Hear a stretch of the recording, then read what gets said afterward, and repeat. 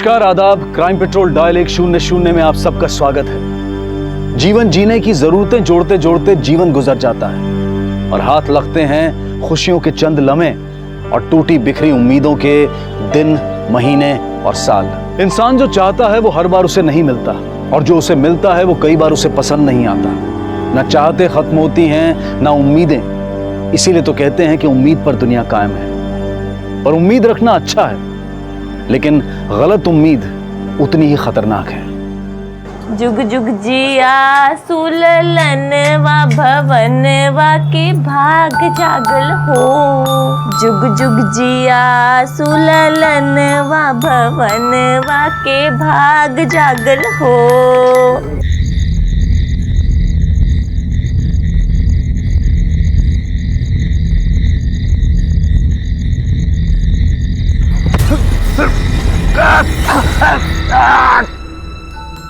जुग जुग जिया सुललनवा लो दुदू आ गया। ललनवा लाल होई है फुलवा के दीपक, मनवा में आस जागल हो।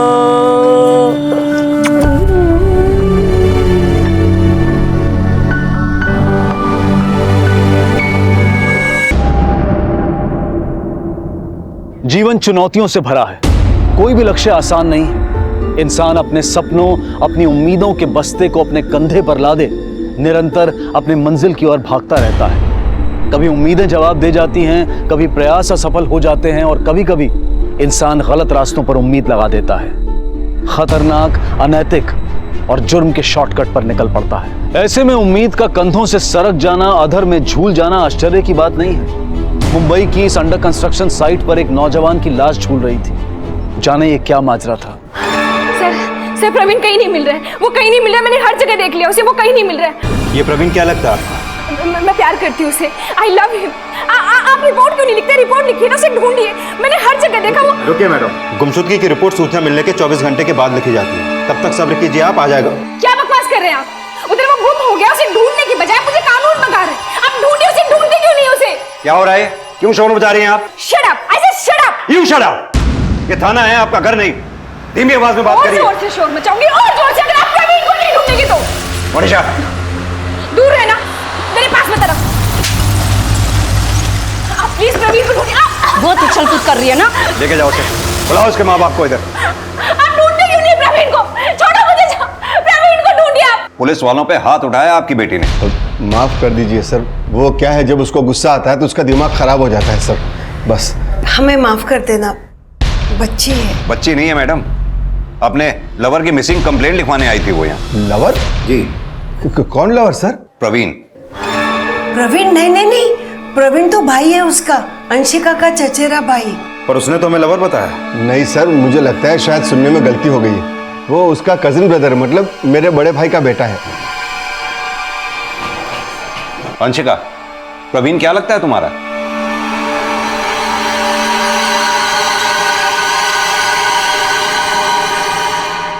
भाई।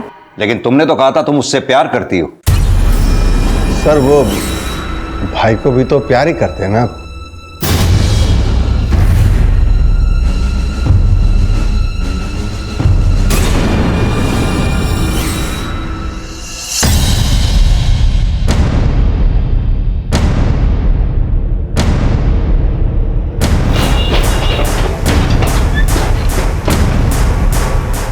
प्रवीण महाजन अभी तक आए नहीं सर, कल भी नहीं आए थे और उनका फ़ोन भी बंद आ रहा है।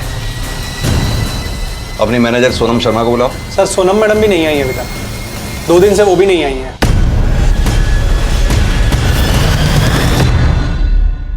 सर मैंने प्रवीण के घर भी पता किया, 2 दिन से वो वहां भी नहीं लौटा है। ये आपकी मैनेजर सोनम शर्मा कहाँ रहती है? इधर पास ही में, शक्ति नगर। एड्रेस दीजिए।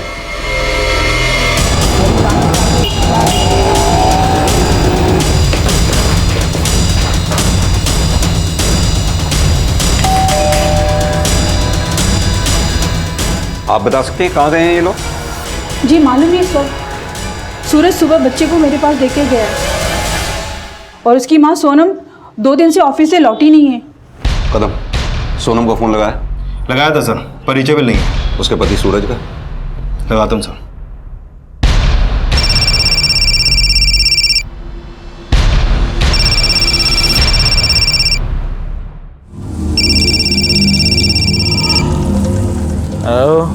सूरज शर्मा।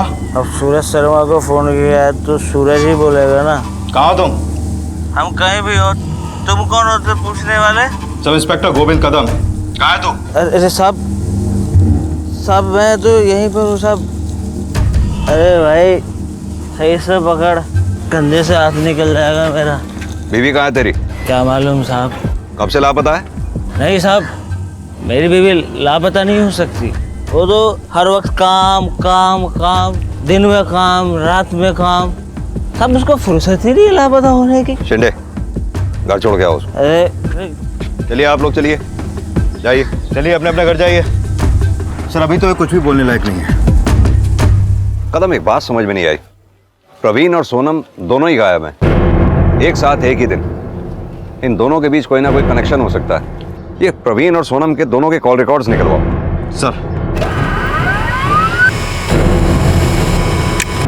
सर ये सोनम और प्रवीण के कॉल रिकॉर्ड्स। इनके कॉल रिकॉर्ड्स के मुताबिक 17 तारीख को जिस दिन जिस वक्त से सोनम और प्रवीण गायब हुए, उन दोनों की फोन लोकेशन एक ही एरिया में थी, आनंद लोक में। और इन दोनों के फोन भी स्विच ऑफ एक साथ हुए। इन दोनों के बीच बातचीत का पैटर्न रेगुलर सा ही है, प्रवीण और सोनम।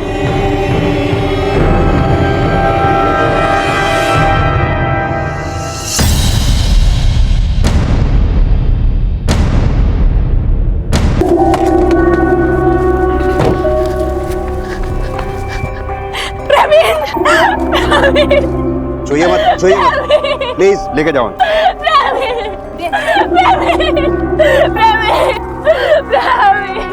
सर सुसाइड करने के लिए इतनी दूर आना बड़ा अजीब है। यहाँ आना इसका कोई डेली का रूटीन नहीं था। अब सवाल ये उठता है कि ये यहाँ खुद आया या इसे कोई लेके आया। तो सर फिर तो ऐसे सुसाइड या मर्डर कुछ भी कह सकते हैं। ये देखो, कमीज फटी हुई है, ये खरोंच के निशान। ऐसा लगता नहीं जैसे इसे यहाँ घसीट के लेके आया हो। हाँ सर। इस लड़की के भी कॉल रिकॉर्ड्स निकलवाओ। सर ये अंशिका के कॉल रिकॉर्ड। प्रवीण और अंशिका के बीच में काफी बातें होती थी। लगता है अंशिका और उसका कजिन प्रवीण एक दूसरे से काफी क्लोज थे। डेली 10 से 15 कॉल, कभी कभी तो घंटे घंटे पर बातें। लगता है इन दोनों के बीच में कोई चक्कर चल रहा था सर। तभी उस दिन अंशिका जब थाने आई तो प्रवीण को अपना लवर बता रही थी। मैं प्यार करती हूँ उसे, आई लव हिम। लेकिन माँ बाप को सामने देख के मुकर गई। अंशिका, प्रवीण क्या लगता है तुम्हारा? भाई मामला टेढ़ा है कदम, जरा होशियारी से। सर और हाँ, वो सोनम की कोई खबर? नहीं सर, अभी तक तो नहीं। हमने हर तरफ अलर्ट कर दिया। सर पापा ने मरवा दिया प्रवीण को। पापा ने? क्यों? मैं और प्रवीण एक दूसरे से बहुत प्यार करते थे। लेकिन तुमने तो उस दिन बोला था कि प्रवीण तुम्हारा कजन है, भाई है वो तुम्हारा। हाँ सर, उस दिन पापा सामने थे तो उनके डर से बोला। पापा की नज़र में, दुनिया की नज़र में रिश्ता गलत है, इसीलिए तो पापा ने पहले उसे बिजनेस से निकाला और उसके बाद उसे मरवा दिया।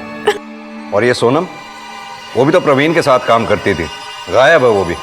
जानती हो उसे? हाँ सर जानती हूँ। वो तो सिर्फ प्रवीण की एम्प्लॉय थी और उससे ज्यादा कुछ नहीं जानती सर। तो सर पापा ने प्रवीण को मरवा दिया। एक बेटी अपने बाप पर हत्या का आरोप लगा रही थी। एक लड़की अपने भाई के साथ प्रेम संबंध को जायज बता रही थी। क्या प्रवीण की हत्या और सोनम की गुमशुदगी के बीच में कोई संबंध है?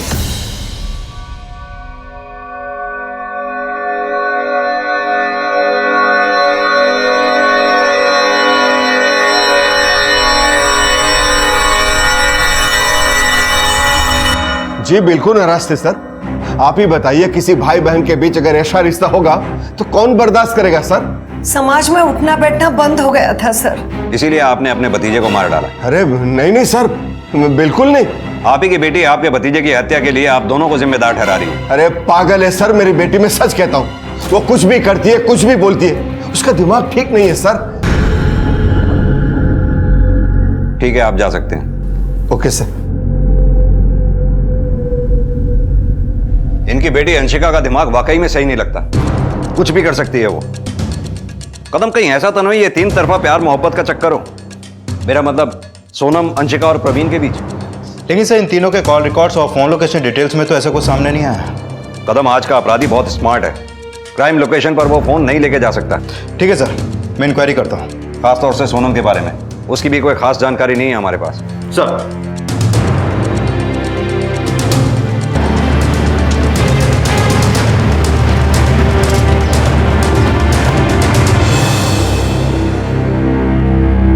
सर काम में तो बहुत सही है सोनम मैडम, अपने प्रवीण सर का सारा बिजनेस संभाला हुआ है उन्होंने। उन दोनों के बीच कोई खास रिश्ता? नहीं सर, खास तो कुछ नहीं, बस काम का ही रिश्ता है समझ लीजिए। कोई लड़ाई झगड़ा हुआ तो उन दोनों के बीच? नहीं सर, कभी झगड़ते नहीं देखा उन दोनों को। साहब पानी।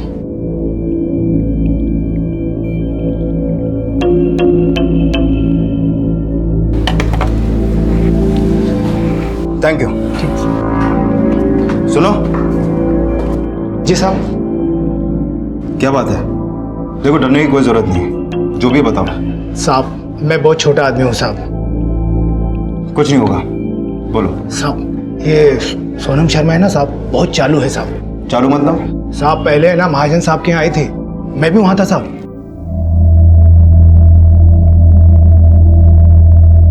साहब ये मोती, मनके, लच्छे, पायल हम सब बनाए अपने गांव में, आप एक बार देख लीजिए ना। देखो ये यहाँ पे खरीदी नहीं होती है, फैक्ट्री है हमारी, बहुत कुछ बनता है वहाँ पे।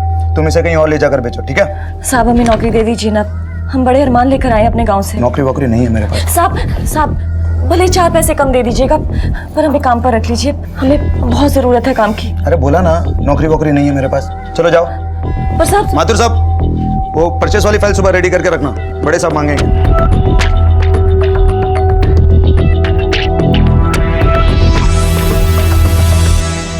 साहब सुनिए। अरे तुझे तो जाने को बोला था ना मैंने। साहब हमें नौकरी पर रख लीजिए ना, आप जो भी कहेंगे। अच्छा चल आजा, बात करते हैं, बैठ गाड़ी में। साहब आपके घर में काम पर लग गई, वो बड़ी चालू है साहब। ठीक है तुम जाओ। जी साहब।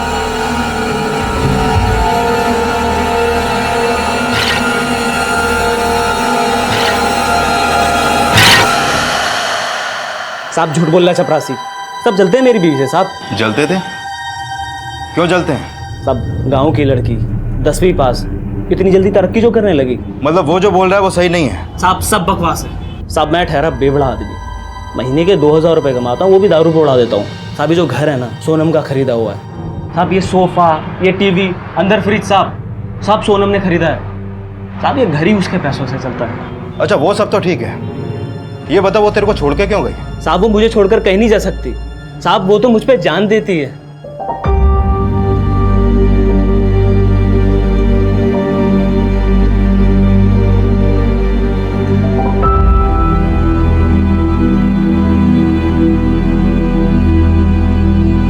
तुम अपना बिल्कुल ध्यान नहीं रखते, यहाँ तबीयत तुम्हारी खराब होती है और जान मेरी निकल जाती है। सूरज उठो। उठो चलो घर चलते हैं। अरे आ गई मेरी सोनम। हाँ आ गई तुम्हारी बीवी, उठो। मेरी जानी आ गई सोनम। बैठ जाओ। ये देख दारू पी के रोज का है। आज तक इसमें मुंह तोड़ दूंगा तेरा। छोड़ो उन्हें, बीवी है मेरी, संभाल के। हाँ पकड़ लो मुझे, पकड़ो। हाँ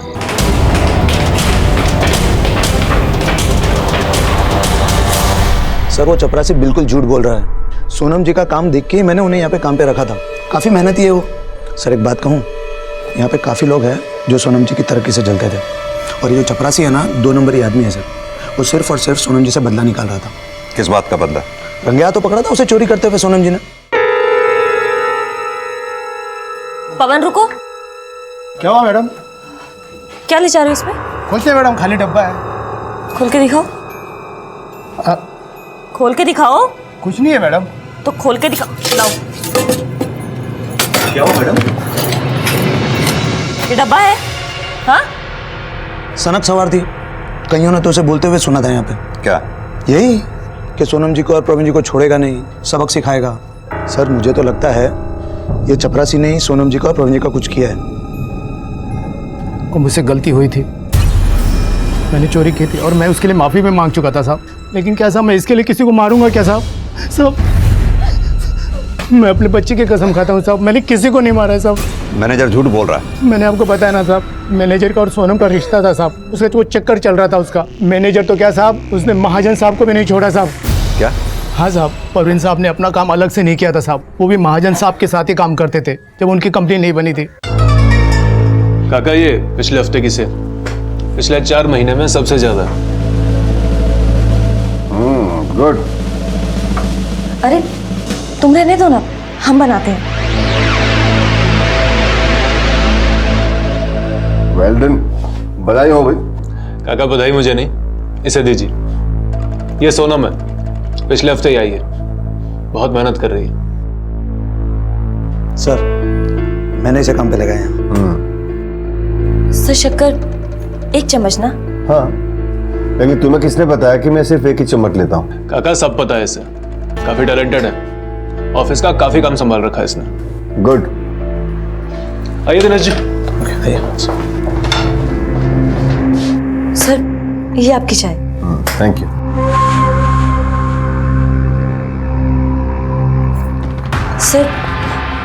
सर ये मैंने कुछ डिजाइन तैयार किए हैं, आप एक बार देख लेते तो।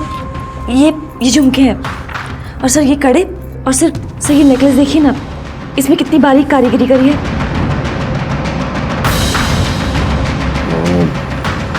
एक काम करो, ये कार्ड रखो, सामने कॉल करो।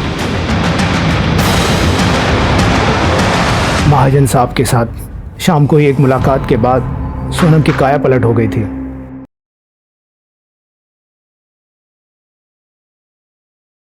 दिनेश जी, वो बिक्री वाली फाइल मेरे कैबिन में लेके आइए। Okay ma'am. 1 कप चाय 3 चम्मच चीनी के साथ।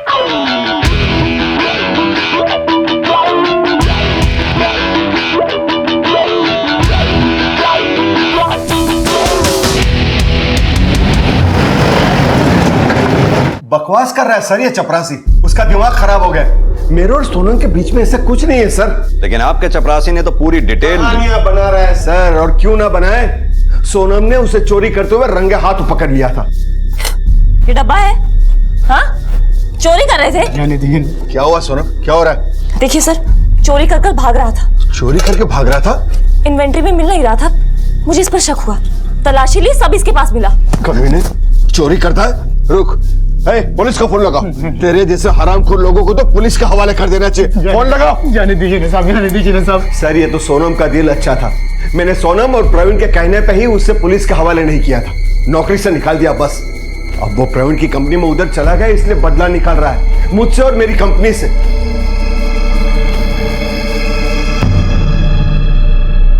किसी भी इंसान को समझ पाना आसान नहीं है, लेकिन किसी व्यक्ति के बारे में एक नजरिया कायम कर लेना भी गलत है। सूरज के लिए सोनम एक आदर्श बीवी, एक प्रोफेशनल और उसकी जिंदगी का एक इंपॉर्टेंट हिस्सा थी। लेकिन सोनम के दायरे में ऐसे कई लोग थे जो उसके बारे में बिल्कुल उलट राय रखते थे। एक औरत जो एक नहीं कई मर्दों के साथ नाजायज संबंध बनाए हुए थी।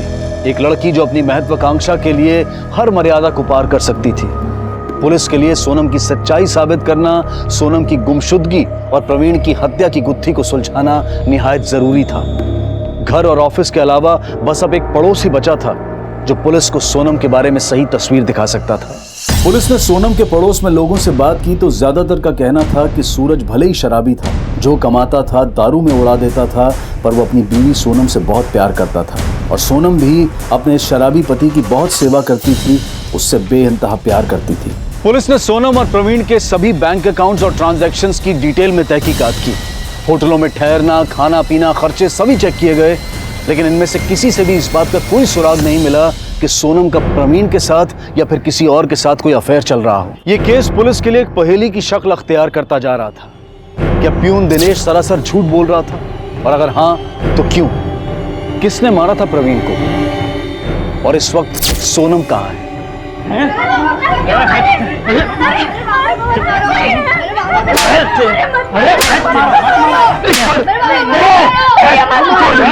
तेरी जबान खींच लूंगा।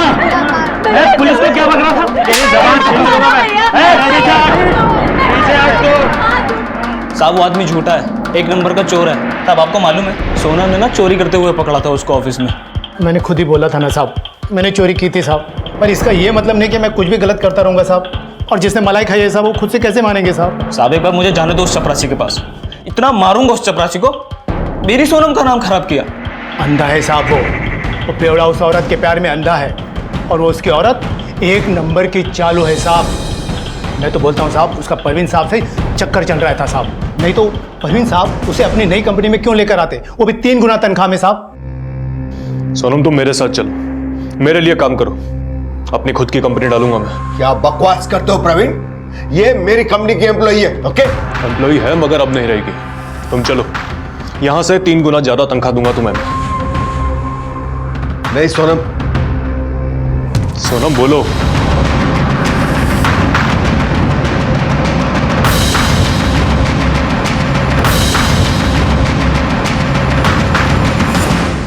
साहब इलाज कराओ उस चपरासी का, दिमाग खराब हो गया उसका।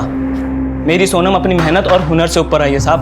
मैं कहाँ कहता हूँ साहब कि मेहनत और हुनर नहीं था उस औरत में, मेहनती भी थी और हुनर भी था उसमें। अब आप ही बोलो साहब, कोई इतने कम समय में इतनी जल्दी तरक्की कैसे कर लेगा? चालू पन्ने से साहब आप एक बार उस सोनम को पकड़ो साहब, उसके बाद में सच का सच और झूठ का झूठ सब पता चल जाएगा। अगर मेरी बात गलत निकले ना तो आपको जूता और मेरा सर साहब।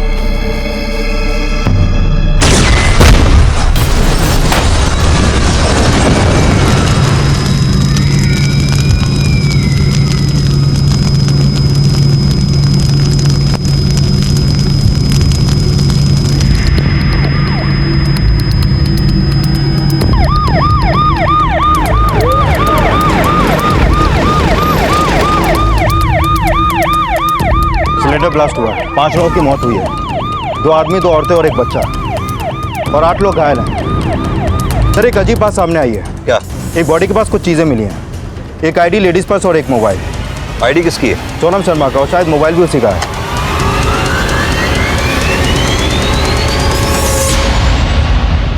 बस्ती में आग, आग में झुलसी औरत की एक लाश, और लाश के पास सोनम के नाम का आइडेंटिटी कार्ड, मोबाइल और कुछ सामान।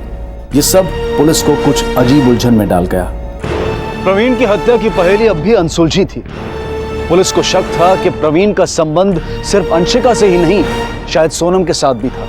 सोनम और अंशिका अब दोनों उसकी हत्या के आरोपी थे। लेकिन पुलिस को सोनम की लाश मिल गई थी, यानी कि शक की सुई पूरी तरह से अंशिका पर आकर रुक गई थी, और सोनम के नाजायज संबंधों के हवाले ने सोनम के पति सूरज को भी शक के दायरे में लाकर खड़ा कर दिया था। खुशी बेटा, खुशी बेटा दूध पी ले बेटा। बेटा मानते तुम्हारी नजर अम्मा को ढूंढ रही है, हम पियक्कड़ हैं बेटा, बेवड़े हैं, पर बेटा ये सब दूध पी ले बेटा, तबीयत खराब हो जाएगी वरना बेटा। बेटा दूध पी ले बेटा,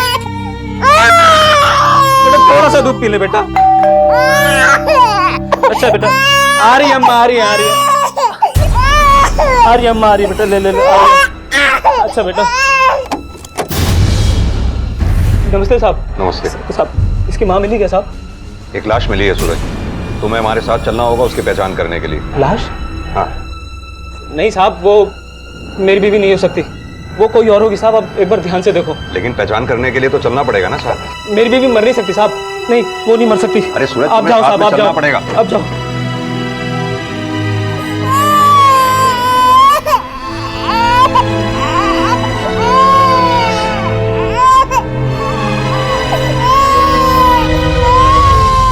या तो ये कुछ छुपा रहा है, या फिर इसे अपनी बीवी की गुमशुदगी और मौत से कोई लेना देना नहीं है। कदम, मुझे तो अब भी ये मामला 3 लोगों के बीच का लगता है, अंशिका, सोनम, प्रवीण, जिसमें से 2 लोग मारे जा चुके हैं, और अब हमारे सवालों का जवाब तीसरा जना ही दे सकता है। यानी अंशिका महाजन? करेक्ट। एक काम करो, तुम सोनम के परिवार में से किसी को भी बुला के उस लाश को आइडेंटिफाई करवाओ। मैं इस अंशिका महाजन से बात करता हूँ। सर। तुम फ्रेंड हो इसके? जी सर। बॉयफ्रेंड? नहीं सर, सिर्फ फ्रेंड्स। एक्चुअली हम कॉलेज में साथ में। तो प्रवीण की हत्या में तुम भी इसके साथ? ये क्या बोल रहे हैं सर आप? मैं प्रवीण की हत्या करूंगी? मैं उससे प्यार करती थी, बहुत प्यार करती थी, उसी प्यार के लिए अपनी फैमिली से लड़ रही थी। और सोनम?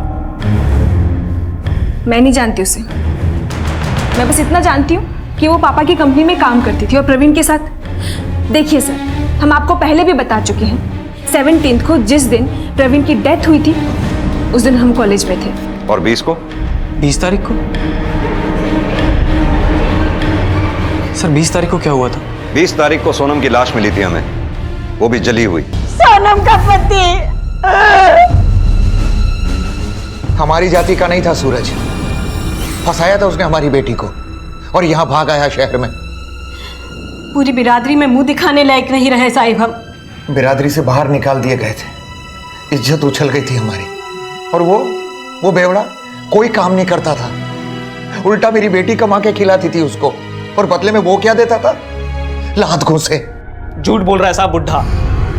हाँ, हम दोनों गांव से भागे थे, पूरा समाज हमारे खिलाफ हो गया था, तो हमने भाग के शादी कर ली। पर ये क्या इज्जत की बात कर रहे हैं? मेरी बीवी मुझे कमा के खिलाती थी तो पैसे तो उनको भी भेजती थी। बेटी का दिया हुआ खा रहे थे तब इज्जत नहीं गई उनकी। नोच नोच के खा गए साहब अपनी बेटी को। तो क्या हो गया, बेटी से जो पैसे ले लिए तो? और वैसे भी बेटी की कमाई पर माँ बाप का हक होता है ना साहब। बेटी हमें अपनी मर्जी से पैसे भेजती थी साहब, हमने कभी मांगे नहीं उससे। और यही बात सूरज को खटकती थी, और इस वजह से मारता था हमारी बेटी सोनम को वो। और आखिर मार ही दिया उसने उसे साहब। ठेके पे पड़ा रहता है दिन भर, पर बीवी पर हाथ नहीं उठाया उसने कभी। सोनम के माँ बाप तो जब गांव से आते सूरज को जलील नहीं करते रहते थे। सूरज ने कभी पलट के सोनम के माँ बाप को जवाब नहीं दिया, सिर्फ इसलिए कि वो अपनी बीवी की बहुत इज्जत करता था। साहब अगर मैं उसके परिवार से इतनी नफरत करता तो उसकी छोटी बहन और उसके पति को मैं यहाँ आने देता? उसके पति को नौकरी दिलवाने में मदद करता साहब क्या मैं? उसकी बहन भी इधर ही रहती है? हाँ साहब, उसकी छोटी बहन सीमा और उसका पति सुनील। बड़ी बहन की मौत हो गई और अब तक सामने नहीं आए वो लोग। कहाँ रहते वो?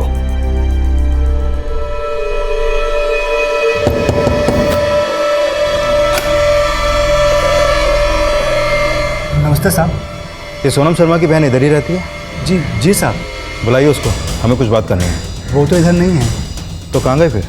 हमको पता नहीं है साहब, हम खुद ड्यूटी करके 5 दिन के बाद लौटे हैं। इधर आए तो देख के ताला मार के कहीं निकली हुई है। हम पूछे था आस पड़ोस में, पर किसी को पता नहीं कहाँ गई साहब। काम क्या करते हो तुम? हम तो ट्रक चलाते हैं साहब, मुंबई से लखनऊ।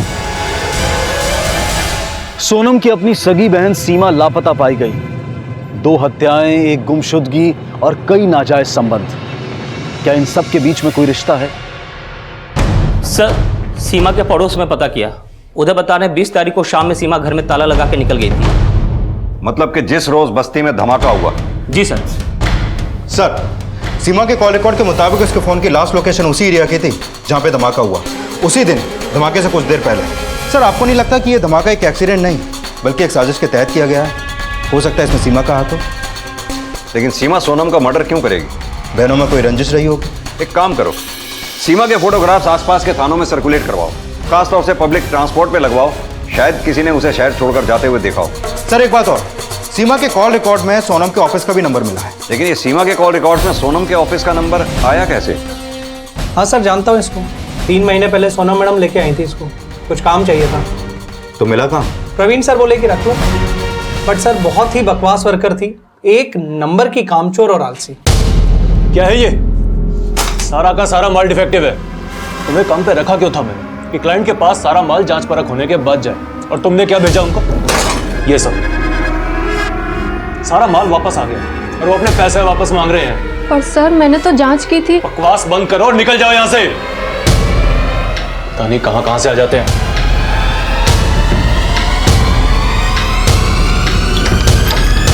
हाँ साहब, सीमा बहुत नाराज थी सोनम से। वो प्रवीण साहब के सामने सीमा का साथ नहीं दिया ना सोनम ने। तो तू मुझ पे क्यों भड़क रही है? मैंने क्या किया? यही तो, तूने कुछ नहीं किया। तो मैं क्या करती? गलती तो थी ना तेरी। तूने क्लाइंट को सारा गलत माल दे दिया। तेरी वजह से हमारी कंपनी को पता है कितना नुकसान हुआ है। हमारी कंपनी? बढ़िया कंपनी वाली? शर्म नहीं आती तुझे? उसने तेरी बहन के मुंह पर थूक दिया और तू उसकी तरफदारी कर रही है। अरे थोड़ी तो शर्म कर। और सुन तो, कहीं तेरा कोई चक्कर वक्कर तो नहीं चल रहा उसके साथ? चुप कर, क्या बक रही है तू? सर, लड़ाई तो हुई थी पर बाद में दोनों में सुलह हो गई थी। दोनों बहनों में बड़ा प्यार था साहब। क्या दीदी, अभी भी नाराज हो क्या मुझसे? माफ कर दो ना। तुम तो जानती हो ना, जब मुझे गुस्सा आता है तो मेरा दिमाग खराब हो जाता है।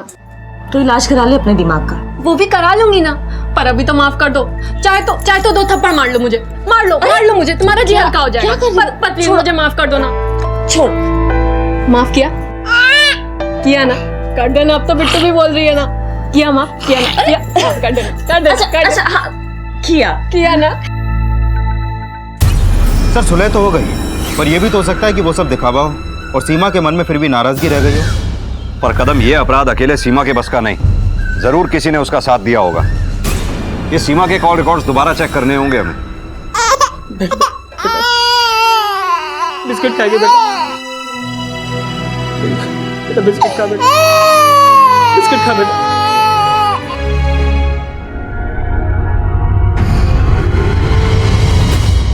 सर सीमा के कॉल रिकॉर्ड से तो लगता है कि वो किसी डॉक्टर मधु कुमारी के पास जाया करती थी। ये सीमा किस बीमारी का इलाज करवा रही थी आपसे? वो एक्चुअली डोमेस्टिक अब्यूज का केस था, पति मारता था उसको। तो फिर आपके पास क्यों? चोटें आ जाती थी उसके शरीर पर, बहुत बेरहमी से मारता था उसका पति। 2 बार तो आंखें फूटते फूटते बची हैं सीमा की, और सिगरेट से सारा बदन दाग दिया था, पीठ पे जलने के निशान थे उसके। सीमा की डॉक्टर ने सीमा पर हो रहे डोमेस्टिक वायलेंस के बारे में पुलिस को खबर करना तक जरूरी नहीं समझा, और उसकी यही छोटी सी गलती एक बड़ी दुर्घटना का कारण बन गई। समाज अगर ना जागे तो एक छोटे से जख्म को भी पूरे शरीर में फैलते देर नहीं लगती, फिर वो चाहे शराब का जहरी क्यों ना हो। खुशी बेटा, खुशी मेरी बेटी गाना सुनेगी, लोरी सुनेगी मेरी अच्छी। देख बेटा बम्बी की लोरी बेटा। खुशी कहाँ है बेटा? बेटा खुशी, खुशी, खुशी बेटा, खुशी बेटा, खुशी, खुशी।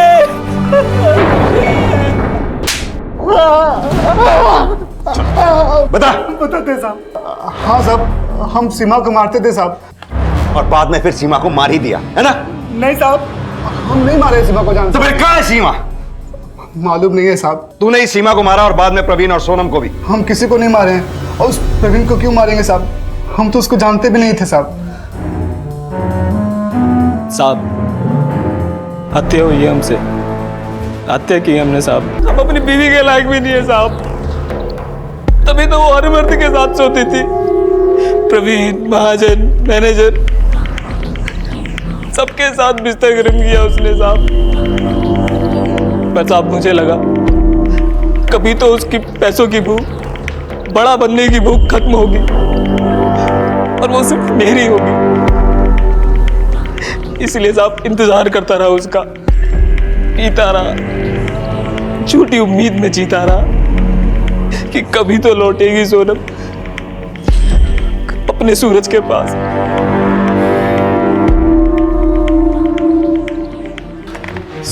सर सीमा का मोबाइल एक्टिव हो गया है। Location Parkavi hotel, Shankar road.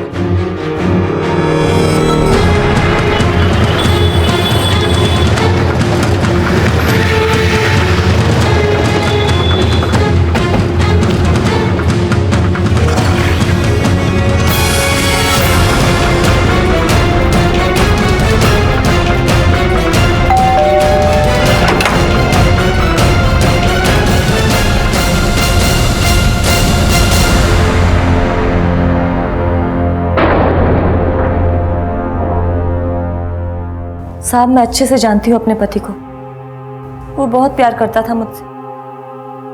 बेचारा मेरी वजह से इतने दुख सह रहा था, लेकिन मुझे जिंदगी से और भी बहुत कुछ चाहिए था जो मेरा पति मुझे कभी नहीं दे सकता। फिर भी तो हमें अलग होना पड़ता ना, कब तक मैं उसका बोझ उठाती। अपनी बहन सीमा को तुम्ही ने गांव से बुलाया था ना? हाँ साहब, मैं नहीं बुलाया था। उधर गांव में दोनों की हालत बहुत खराब थी। यहाँ मैंने उसके पति को नौकरी पर लगवा दिया, लेकिन उसने मेरी बहन की जिंदगी नर्क बना दी थी। उसे हर छोटी बड़ी बात पर मारता था। वो बेचारी डॉक्टर के पास जाकर पट्टी कराती, फिर मुझे फोन करके फूट फूट कर रोती थी। बहुत शक्की है सुनील, सीमा उस जिंदगी से बाहर निकल जाना चाहती थी। और फिर उस रोज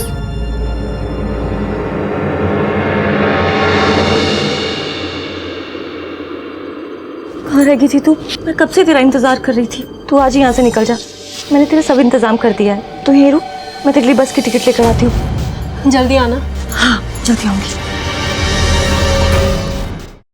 वापस आ रही थी तो मैंने देखा कि सीमा का पति सुनील बस्ती से जा रहा था।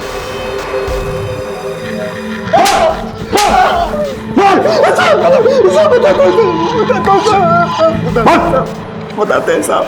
साहब सीमा कहीं भागने का प्लान बना रही थी साहब। हम खुद उसको फ़ोन पे बात करते हुए सुने थे। आ जाऊंगी मैं, ज़रूर आऊँगी। तंग आ गई हूँ मैं ज़िंदगी से। हम कोलगा साहब, सीमा अपने किसी आशिक से बात कर रही है। हम उसका पीछा किए साहब, तो देखिए वो बस्ती में किसी झुग्गी के अंदर चली गई। हमको समझ नहीं आता साहब कि हम क्या करें। उधर बाहर एक गैस का सिलेंडर पड़ा था साहब, उसका गैस निकल के तीली मार दिया साहब।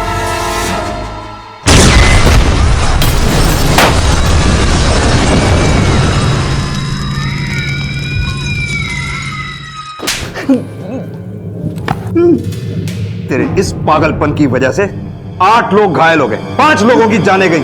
और तुझे पता है जिस परिवार की जान गई वो तेरे गांव का ही माधव परिवार था। मासूम बच्चे को मार डाला तूने। कदम, ये सीमा का पति सुनील इंसान नहीं, राक्षस है, राक्षस। हाँ सर, असली राक्षस। पर सर अगर सीमा को इसने मारा तो प्रवीण को किसने मारा? अब इस सवाल का जवाब तो सिर्फ एक ही इंसान दे सकता है। तुम्हारा और प्रवीण का फोन एक साथ बंद हुआ, एक ही जगह पे, एक ही टाइम पे।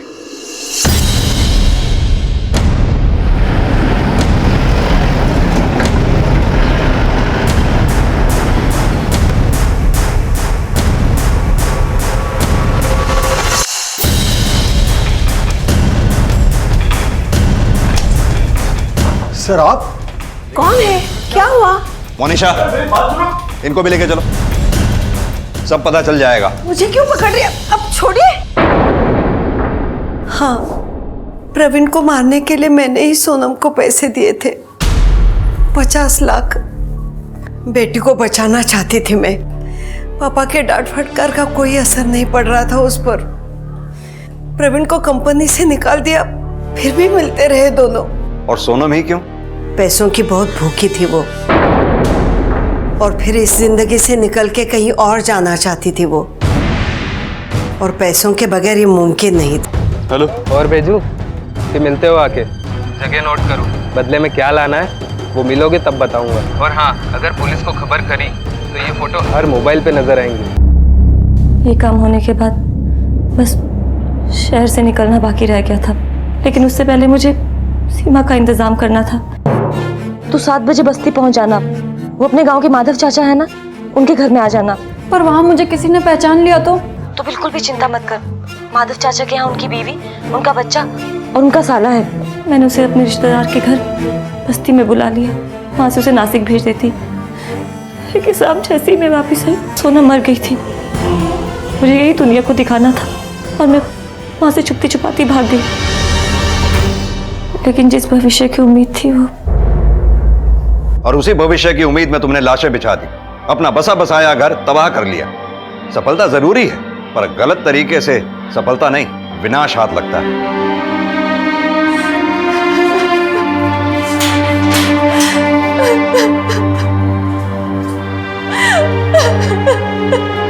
हर रिश्ता नियमों पर चलता है। अलग अलग रिश्तों के अलग अलग नियम होते हैं। कुछ नियम सामाजिक होते हैं, कुछ नेचुरल होते हैं। लेकिन नियमों से द्वंद्व, नियमों से खिलवाड़, नियमों का उल्लंघन दुख, विपदा और अपराध का कारण बन सकता है। और ऐसा ही कुछ हुआ था अंशिका और प्रवीण के जीवन में। वहीं दूसरी तरफ महत्वाकांक्षा और उम्मीद के घोड़े पर सवार सोनम नेक रास्ते को छोड़कर गलत रास्ते पर चल पड़ी। जीवन और उम्मीद का रिश्ता नेकी और मेहनत के नियमों पर टिका होता है। एक रिश्ते की मर्यादा का उल्लंघन और नतीजा मौत और बर्बादी। सोनम और उसके भाई विकास को आईपीसी की धारा 302 के तहत आजीवन कारावास की सजा सुनाई गई। इस पूरे प्रसंग में कई मासूम बेमौत मारे गए। बस्ती के उन 4 लोगों के परिवार और सूरज और सोनम की बिटिया का आखिर क्या दोष था? वैसे तो सूरज का भी कोई बहुत बड़ा दोष नहीं था।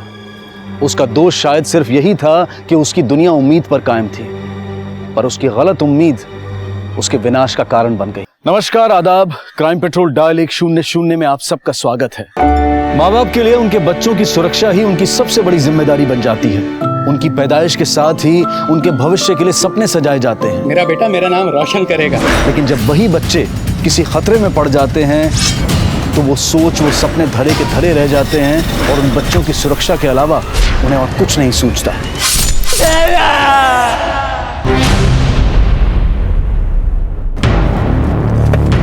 मेरा 18 साल का इकलौता लड़का रोहन कल से घर नहीं लौटा। प्लीज इसको ढूंढ निकालिए। बैठिए। इंस्पेक्टर साहब, मेरा बेटा रोहन बाजवा घर से कार लेके निकला था ट्यूशन के लिए। ना तो वो वहां पहुंचा, ना ही घर लौटा, और अब उसका फोन भी बंद है। किसी पे कोई शक?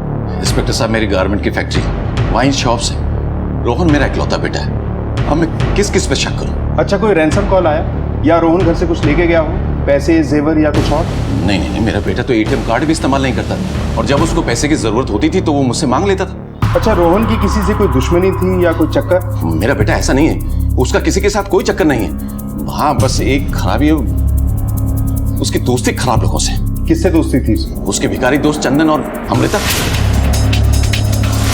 आखिरी बार कब देखा था आपने उनको? कल 1 बजे जब वो ट्यूशन जा रहा था। आप रोहन की गाड़ी की डिटेल, रोहन का नंबर और उसके दोस्तों का नंबर लिखवा दीजिए। हम उसे ढूंढने की हर मुमकिन कोशिश करेंगे।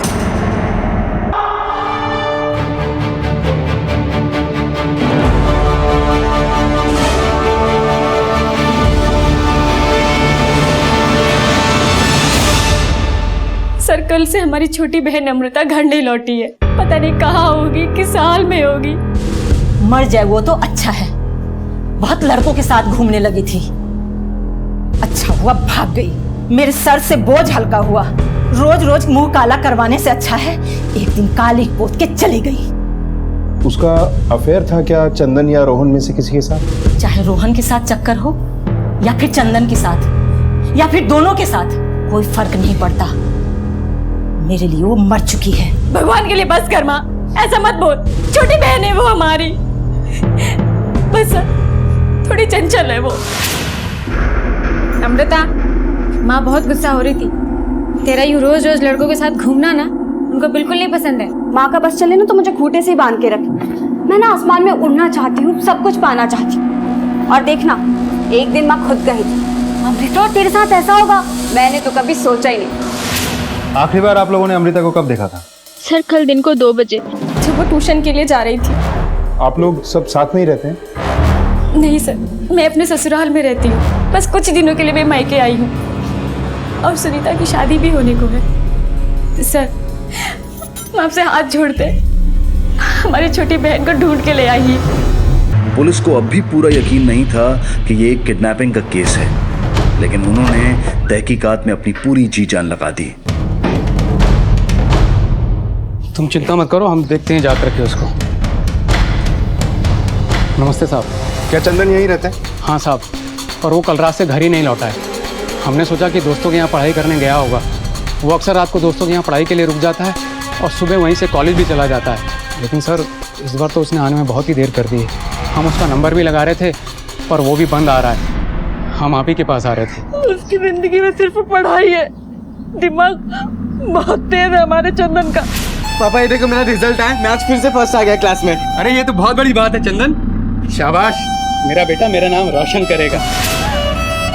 कल ट्यूशन गया था, तब से घर नहीं लौटा हमारा चंदन। अच्छा, क्या आपको लगता है कि अमृता का चंदन और रोहन दोनों में से किसी के साथ कोई अफेयर है क्या?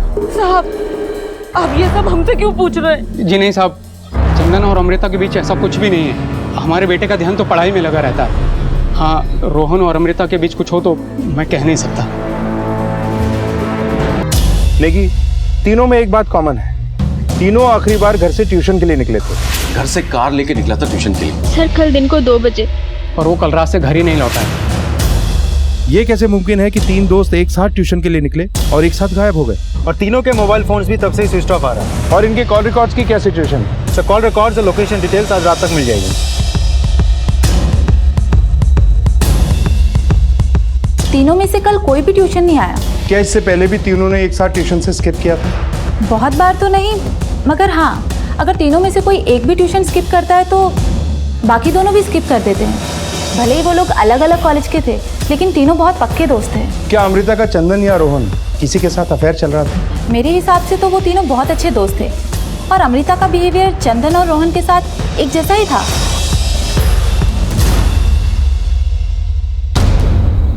चितपाल, अच्छा तो यहाँ से बनाया गया मेरे बेटे को उठाने का प्लान है ना? सारे के सारे भिखारी आपस में मिले हुए। हम तो हमारी बहन अमृता, चंदन और रोहन का कैसे पता लगाएं ये बात करने आए हैं। साहब को जितना भी दूध पिलाओ, पालो, दस्ता नहीं छोड़ता वो। तेरी चाल थी नहीं सब। ये हमारी कोई चाल नहीं है, सब किया धरा तुम्हारा ही है। तुम यही चाहते थे ना कि तुम्हारा बेटा गरीबों से दोस्ती ना रखे, इसलिए ये सब तुमने करवाया है अपने पैसे और ताकत के दम पर। जीतपाल, अगर मेरे बेटे का बाल भी बांका हुआ ना तो तेरे घर की ईंट से ईंट बजा दूंगा मैं। देख लूंगा तुझे मैं।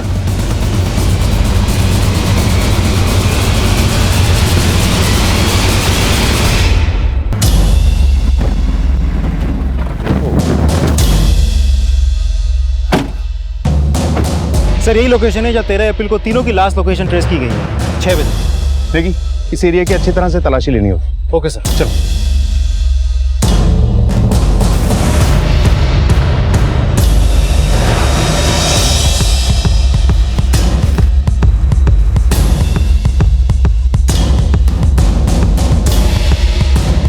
सर यहाँ गाड़ी है।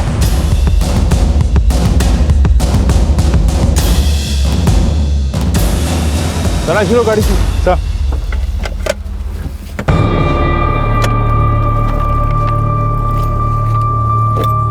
देखिए कुछ मिला? नहीं सर, गाड़ी के अंदर बैग छोड़ के और कुछ नहीं मिला, और ना ही यहाँ किसी के साथ कोई जबरदस्ती होने का सुराग दिखाई दे रहा है। देखिए ऐसा हो सकता है कि तीनों कार को यहाँ छोड़कर कहीं भाग गए हों, या फिर उनके साथ कोई हादसा हो गया, या फिर ये भी हो सकता है कि किडनैपर ने तीनों को यहाँ से गायब किया, गाड़ी को यहाँ छुपाया और उनको ले उड़ा।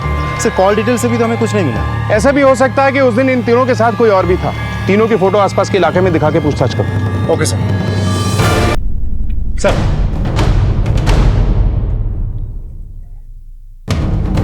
ये देखिए सर, हमने सभी सीसीटीवी फुटेज खंगाल ली, लेकिन कुछ हाथ नहीं लगा। रोहन को कोई फॉलो नहीं कर रहा था सर।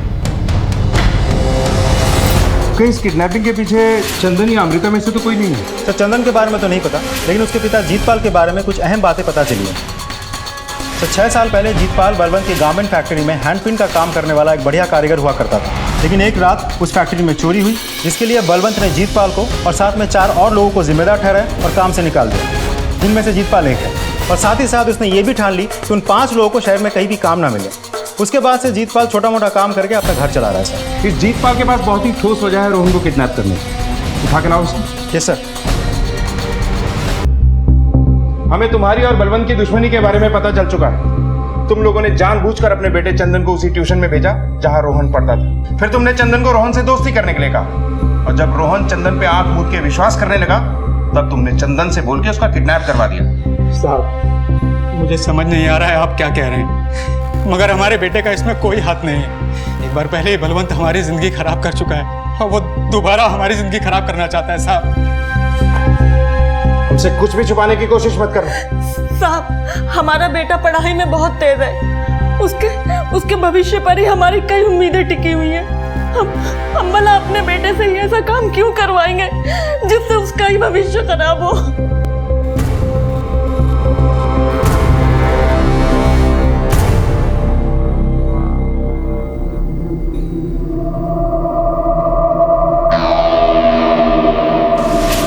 गुड मॉर्निंग पापा। Good morning Rohan.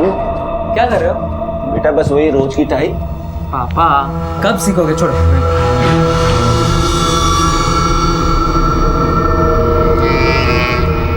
All set.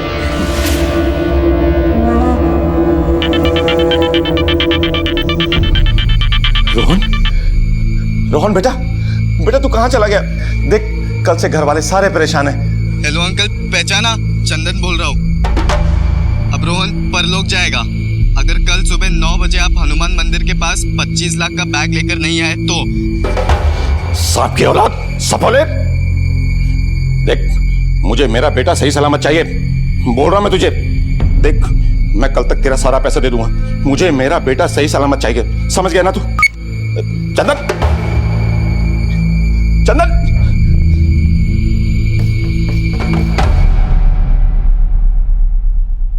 ठीक है, टेबल पे रखो। Yes sir. सर रोहन का फोन कुछ देर पहले एक्टिव हुआ था और उससे बलवंत बाजवा को कॉल किया गया। लोकेशन भी ट्रेस हो गई। तुम लोकेशन पे पहुंचो, मैं बलवंत के घर पहुंचता हूं। सर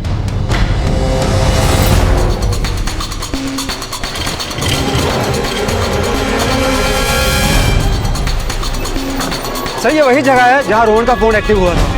अगर कॉल यहां से हुआ है तो वो तीनों भी कहीं आसपास होंगे। ये एरिया तो रुड़की सहारनपुर बॉर्डर पे है और इस 40 किलोमीटर के हाईवे पे करीब 23 गांव हैं। अगर हम सभी थानों से पुलिस बुलाकर भी यहाँ खोजने बैठेंगे तो कम से कम 6 महीने बीत जाएंगे। चेतन, हमें आसपास के थानों से सभी क्रिमिनल्स के रिकॉर्ड चाहिए जो चोरी, किडनैपिंग और मर्डर के मामलों में अटके हैं। पुलिस ने रोहन, चंदन और अमृता की तस्वीरें लोगों को दिखाकर अपनी पूछताछ को और तेज कर दिया था। ये सब सुनने के बाद मैं तुम्हारे मुंह से सिर्फ सच सुनना चाहता हूँ। हेलो अंकल, पहचाना? चंदन बोल रहा हूँ। रोहन अब परलोक जाएगा अगर आप कल सुबह 9 बजे हनुमान मंदिर के पास 25 लाख रुपया लेकर नहीं पहुंचे तो। अब चुपचाप अपनी जुबान खोलो और सच सच बताओ रोहन को कहाँ छुपा कर रखा है। साहब, हमें कुछ भी नहीं पता और मैं यकीन के साथ कह सकता हूँ कि चंदन से ये सब कुछ बुलवाया गया है। साहब, हम तो सीधे साधे मेहनतकश लोग हैं, हम ये अपहरण जैसा काम क्यों करेंगे साहब?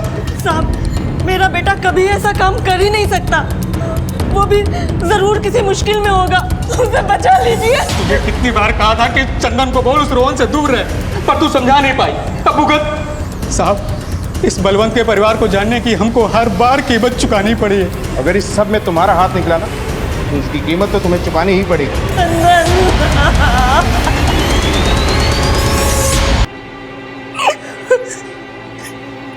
चुप हो जा सारिका, चुप हो जा। इंस्पेक्टर साहब, वो सड़क छाप चंदन का किया धरा है सब कुछ। मुझे तो पहले से ही शक था।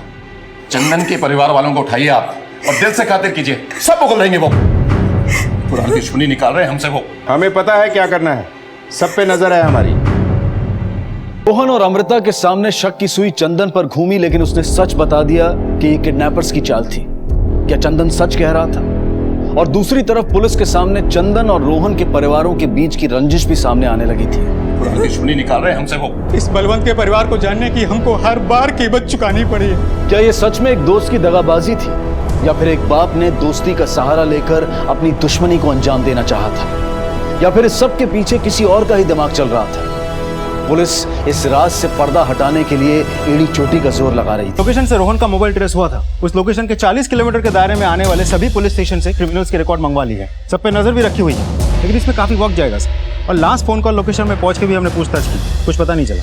लेकिन इन किडनैपर्स को हमें फिरौती लेते हुए ही पकड़ना है सर।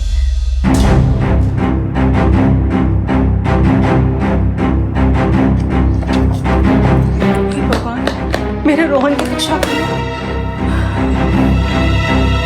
तो टेंशन मत ले, अपना रोहन सही सलामत आएगा। चलता हूं।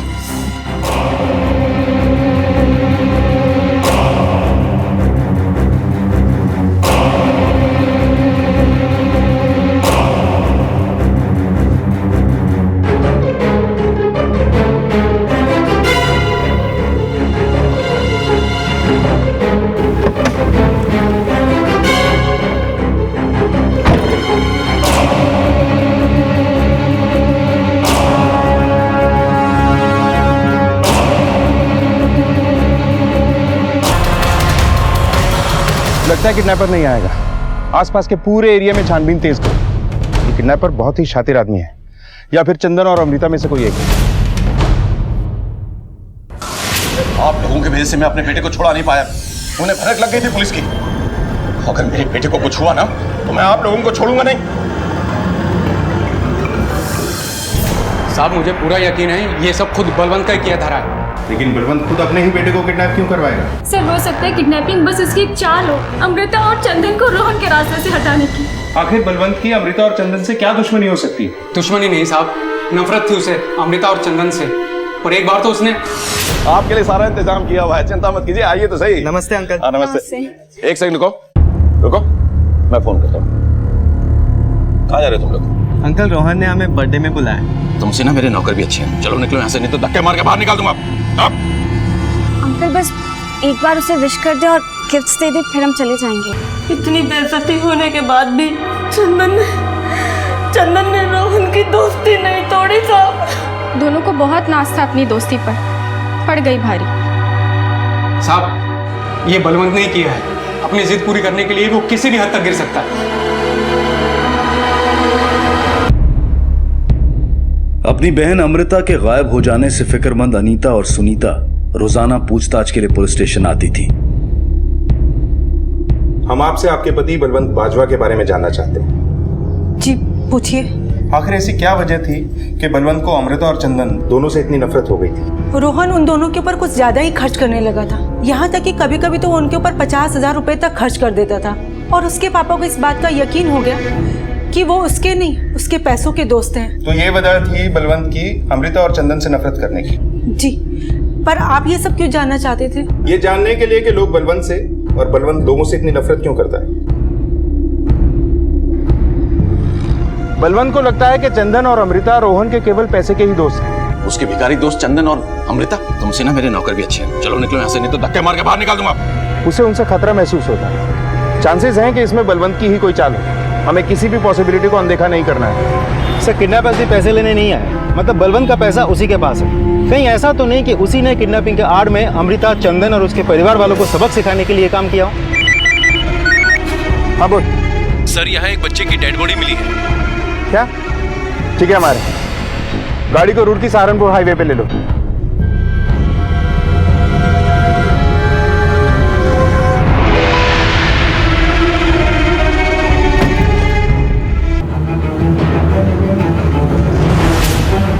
इसका मतलब वो लोग भी आसपास ही हैं। लेकिन सर इसे क्यों मार दिया? कहीं पैसे ना मिलने का गुस्सा इस पर तो नहीं उतारा? आसपास के पूरे एरिया में अच्छे से छानबीन करो और बॉडी को पोस्टमार्टम के लिए भेजो। Yes sir. अपहरण का साधारण सा दिखने वाला यह केस चंदन की मौत के साथ पुलिस के लिए एकदम संगीन हो गया था। क्या वाकई बलवंत बाजवा ने खेल खेला था?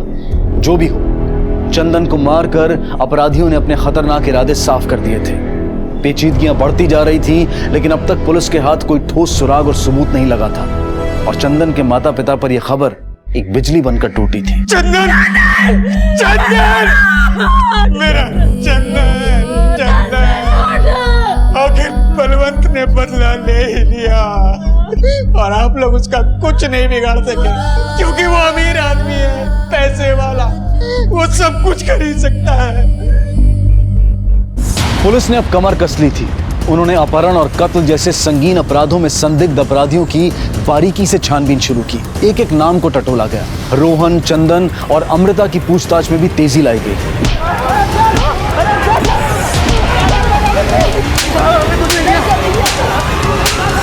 सर हमने बलवंत बाजवा के कॉल रिकॉर्ड से लेकर हर एक मूवमेंट को ट्रैक किया, लेकिन अभी तक ऐसा कुछ भी निकल के सामने नहीं आया जिससे ये साबित हो सके कि सबके पीछे बलवंत का हाथ है। अब तक हमारा शक इन तीनों की आपसी रंजिश या परिवार वालों पे रहा है, लेकिन ऐसा भी तो हो सकता है कि इस सब के पीछे कोई ऐसा हो जो या तो इनकी फैमिली के बहुत करीब हो या इन तीनों दोस्तों के। एक काम करो, इनके घर पर आने जाने वाले हर आदमी पे नजर रखो। Okay sir. पुलिस ने इन तीनों परिवारों के साथ मिलने जुलने वाले हर इंसान पर नजर रखी। कोचिंग सेंटर्स भी खंगाले गए और पुलिस की ये छानबीन कुछ हद तक कामयाब साबित हुई। सर कोचिंग क्लास के टीचर रेनू ही है जो तीनों परिवार के साथ रेगुलर कांटेक्ट में है। इस टीचर की पूरी डिटेल निकालो, पता करो कि इसके साथ कौन कौन है। इस सब में ये अकेली है या इन तीनों बच्चों में से कोई इसके साथ मिला हुआ है? Okay sir. सर हमने कोचिंग सेंटर के बारे में वहाँ के स्टाफ और कुछ और लोगों से पूछताछ की और साथ ही रेनू के बैंक से भी पता लगवाया तो पता चला कि कोचिंग सेंटर के नाम पे 50 लाख रुपए का कर्जा लिया गया है। देखिए, हो सकता है इस किडनैपिंग के पीछे ये ट्यूशन टीचर रेनू ही है। हो सकता है सर। ये देखिए, रेनू शर्मा लगातार इस आदमी के साथ कांटेक्ट में है। इसका नाम है रघु। अटेम्प्ट टू मर्डर, चोरी ऐसे केसेस में कई बार ये पकड़ा जा चुका है। सर इस रघु और रेनू शर्मा के बीच काफी कॉल्स हुए हैं। उठा के लाओ दोनों को। Yes sir.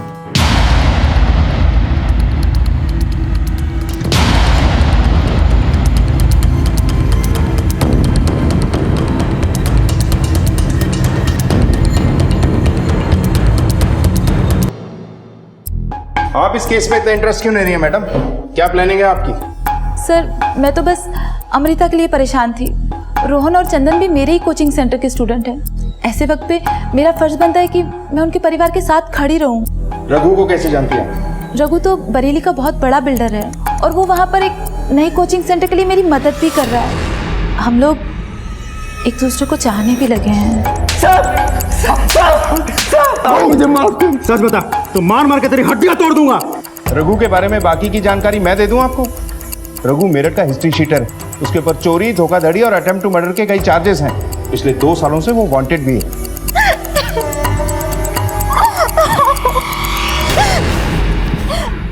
मैंने तो 50 लाख रुपए लोन लेकर उसे नए कोचिंग सेंटर के लिए भी दे दिए। वो सारे पैसे तो मैंने जुए में उड़ा दिए साहब।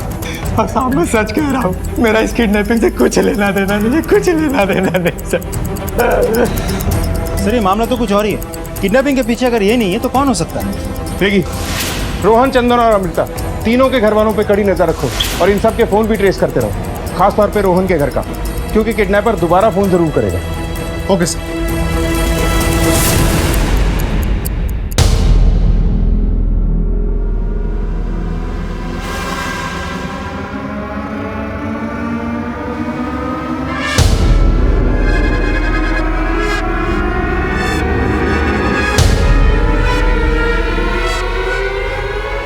अगर अपने बेटे रोहन को जिंदा देखना चाहते हो तो इस बार 50 लाख रुपए पुराने पुल पर लेकर आना, और गलती से भी अगर पुलिस को इस बार बताया तो हम रोहन को जिंदा नहीं छोड़ेंगे।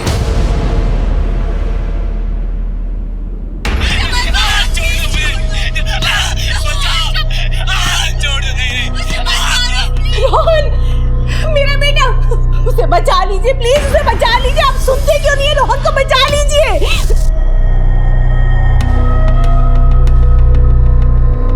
ओके, ठीक है सर। खबरी से पता चला है कि राजू नाम के बंदे से फेक सिम कार्ड लिए गए हैं। एक काम करो, राजू की दुकान से इशूड सभी one time use mobile connections के लोकेशन ट्रेस करो। हो सकता है ये हमें उसके पास ले जा सके। Okay sir.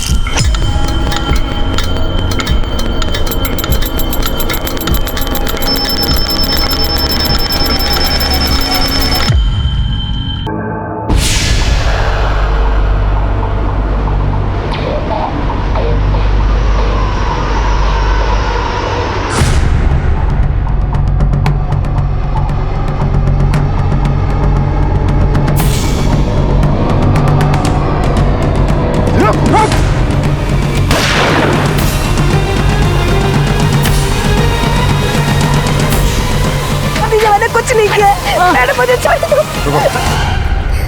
घूंघट उठाओ इसका। साहब हमने कुछ नहीं किया साहब, हमने कुछ नहीं किया साहब। सीधे सीधे बोल दे, किसके कहने पे किया ये सब? साहब वो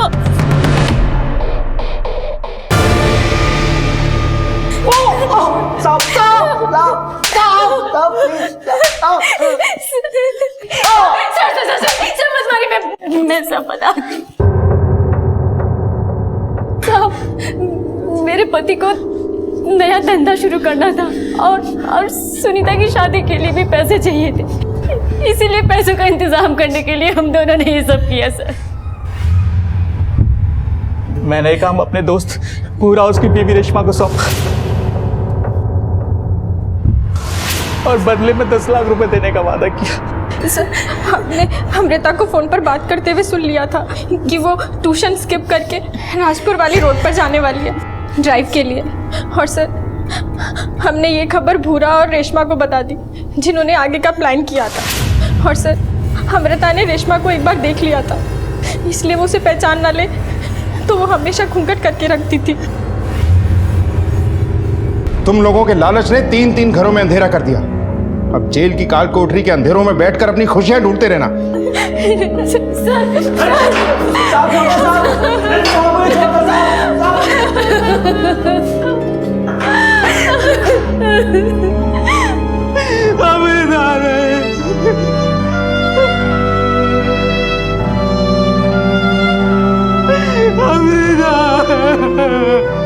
विश्वास, भरोसा, ये वो शब्द हैं जिनकी नींव पर रिश्तों की इमारत खड़ी होती है, और अगर एक भी ईंट खिसक जाए तो या तो इस इमारत में दरारें पड़ जाती हैं या फिर पूरी की पूरी इमारत ढह सकती है। तीनों दोस्तों की दोस्ती की इमारत काफी मजबूत थी, लेकिन इतनी मजबूत नहीं थी कि अपने अंदर शक को न पनपने दे।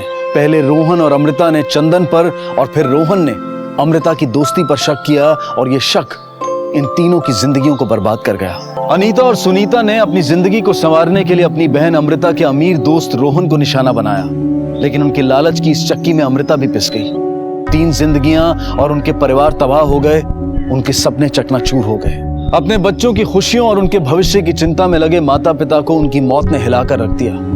ये माँ बाप का कर्तव्य है कि वो अपने बच्चों को हर सुख सुविधा प्रदान करने की कोशिश करें, लेकिन बच्चों का भी ये फर्ज है कि वो कोई ऐसा कदम ना उठाएं जिससे उनके माँ बाप या वो खुद किसी तकलीफ में आ जाए। इसी विचार के साथ अब मैं अनूप सोनी आपसे विदा लेता हूं। फिर मुलाकात होगी अगले एपिसोड में एक और चौंका देने वाले केस के साथ।